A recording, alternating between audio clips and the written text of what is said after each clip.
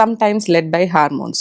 So mood swings are very common. நார்மலாகவே periods போது அவங்களோட ஹார்மோனல் ஷிஃப்ட் இருந்துச்சுனால கண்டிப்பாக மூட் ஸ்விங்ஸ் இருக்கும். ஸோ இது ப்ரெக்னென்சியில் ரொம்ப ஜாஸ்தியாகவே இருக்கும். There will be a lot of mood swings. So இந்த ஹார்மோனல் ஷிஃப்ட்ஸ் மட்டும் இல்லாமல் ஒரு பாப்பாவை சுமக்கிறதுக்கான டென்ஷன், சுற்றி இருக்கவங்க என்ன சொல்கிறாங்க அதெல்லாமே கேட்டு நம்ம ஃபாலோ பண்ணுறோமா, நம்ம கரெக்டாக பண்ணிகிட்டு இருக்கோமா அப்படின்றதும், அவங்க உடலில் நடக்கிற ஃபிசியோலாஜிக்கல் சேஞ்சஸ், கொஞ்சம் பெயின், டிஸ்கம்ஃபர்ட், இது எல்லாமே அவங்கள கொஞ்சம் இரிட்டபிளாக வச்சுக்கிறதுன்றது ரொம்ப நேச்சுரல் தான், நார்மல் தான். ஸோ அப்போ கூட இருக்க பார்ட்னர் ரொம்ப சப்போர்ட்டிவாக இருந்து அவங்களுக்கு தேவையானதெல்லாம் சப்போர்ட் பண்ணிட்டு மெடிக்கல் அட்டென்ஷனையும் கரெக்டாக பார்த்துட்டு வெளில கூட்டு போகிறதோ இல்லை எப்பயாச்சும் அவங்களுக்கு வந்து கிரேவிங்ஸ் இருந்துச்சுன்னா அவங்க கிரேவிங் சாட்டிஸ்ஃபை பண்ணுறது, இதெல்லாம் பண்ணாவே நிறைய இரிட்டேஷன் செட்டில் ஆகிடும். ஆனால் சில பேருக்கு டியூரிங் ப்ரெக்னென்சி இந்த மூட் ஸ்விங்ஸ் இல்லை ஒரு மென்டல் டிஸ்டர்பன்சஸ் ரொம்ப ஜாஸ்தியாக இருக்க வாய்ப்பு உண்டு. So that is when you need an attention.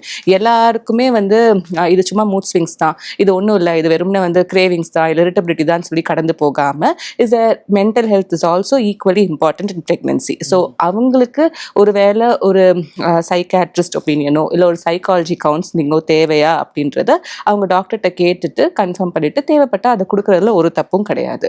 Because most of the psychiatric disorders like depression or bipolarலாம் நிறைய தடவை pregnancy போது தான் டயக்னோஸே பண்ணியிருக்காங்க.